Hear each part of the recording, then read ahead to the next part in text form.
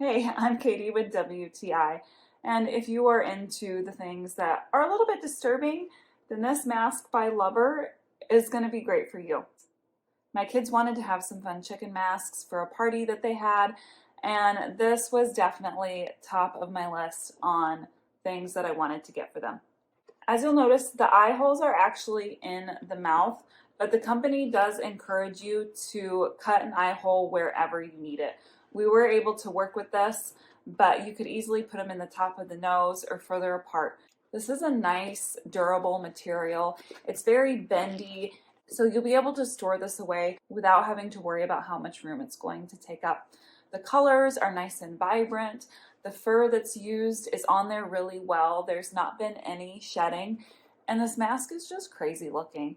It's so much fun to run around the neighborhood, run around the yard, and just play and be silly and goofy. We love being able to take the opportunity to be a little crazy. Whether you're looking to be a chicken for a party or you're just looking to have some good, clean fun, then check out these masks by Lubber. You are going to love them. And that's my point of view.